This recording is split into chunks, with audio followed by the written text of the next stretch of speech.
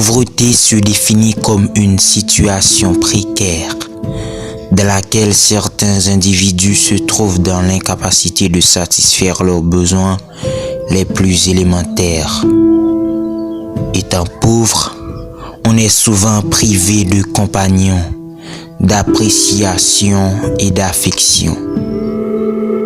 Les gens pauvres sont souvent exposés aux injures, aux reproches et aux humiliations de toutes sortes.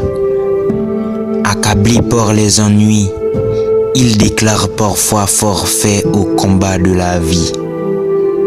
Cependant, Maria Sklodowska, une jeune fille de nationalité polonaise qui à l'âge de 19 ans décida de consacrer sa vie à la science à l'université de Paris, avait su vaincre ces obstacles en fermant les yeux sur les bagatelles de la pauvreté et en suivant en toute positivité les objectifs qu'elle s'était fixés. Ses ambitions positives, sa détermination et sa patience l'ont élevée au zénith du succès. À travers cette vidéo, vous allez écouter la voix qui vous dira que vous pouvez le faire. Vous pouvez aller au-delà. N'hésitez pas de vous abonner afin de supporter ce travail. Marie Curie, connue à travers le monde comme la femme la plus célèbre ayant obtenu 2 prix Nobel, celui de la physique et celui de la chimie en l'espace de 8 ans, n'était pas née riche.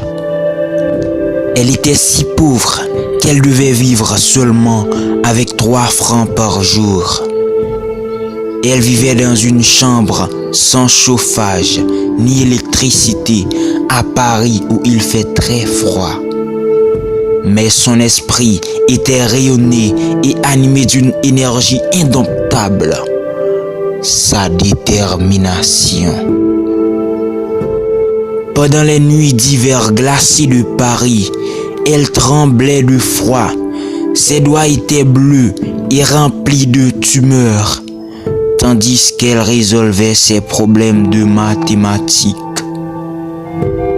Pour dormir, elle faisait sortir tous ses vêtements d'une malle et les enfilait pour se réchauffer, ce qui ne l'empêchait pas de trembler sous l'effet du froid.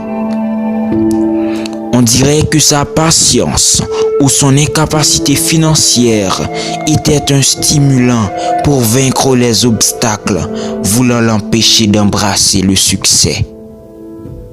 Un jour, étant en salle de classe, elle s'évanouit durant un cours. Et lorsqu'elle revint à elle confia au médecin que pendant plusieurs jours, elle n'avait mangé qu'une poignée de cerises et quelques radis. Mais devant son incapacité de se nourrir, elle faisait de la persévérance sa compagne.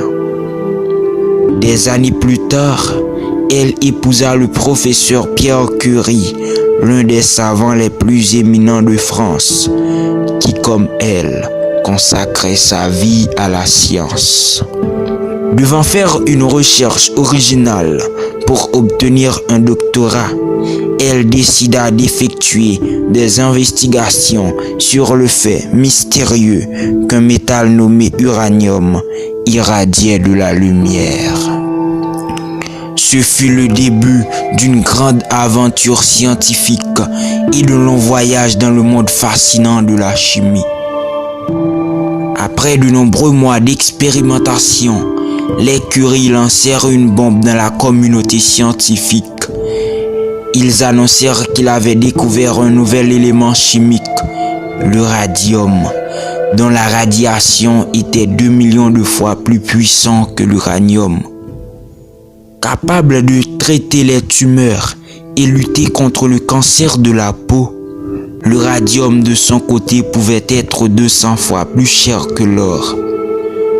Par curiosité, les autres scientifiques exigèrent qu'on leur montre du radium pur afin de le voir, l'éprouver et déterminer son poids atomique.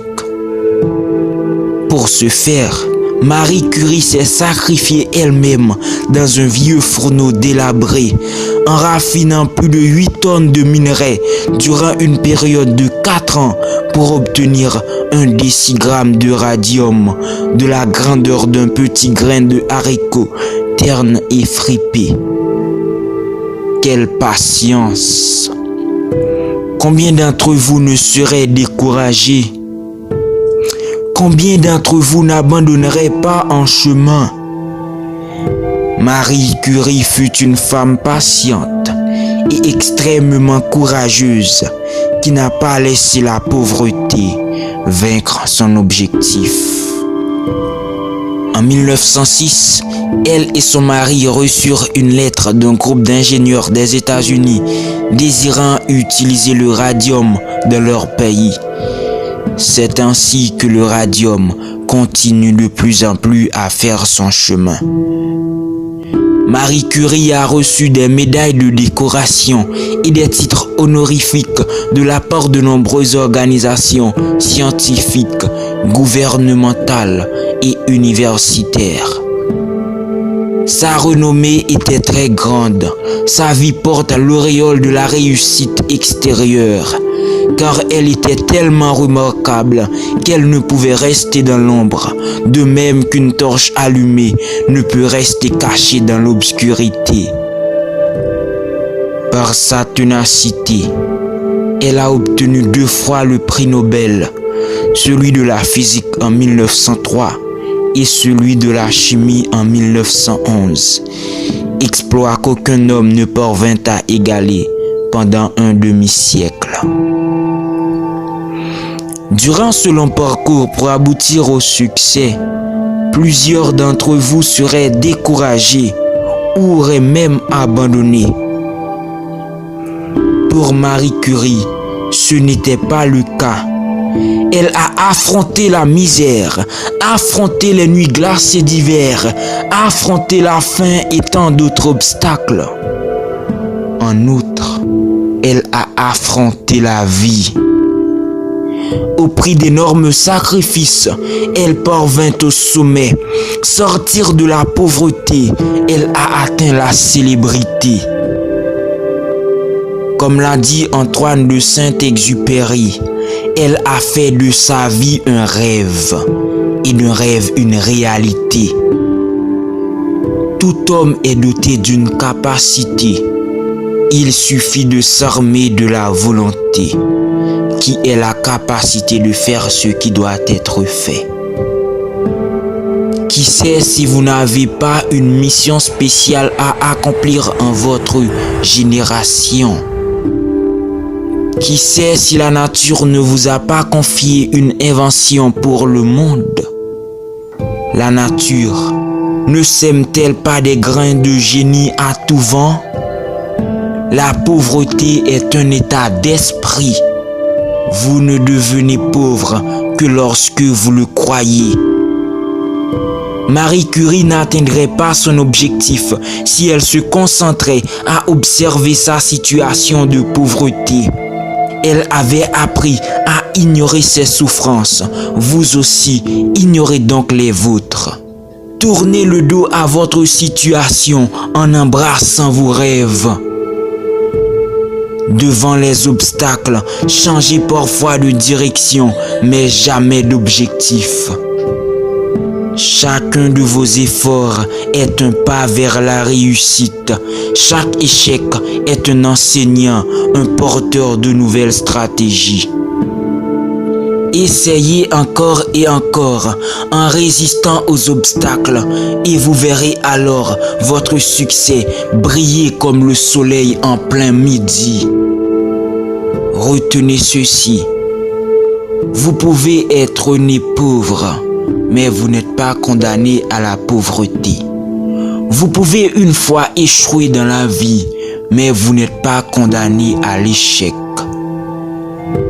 Si cette vidéo vous a été édifiant, laissez un commentaire et abonnez-vous. Bonne persévérance.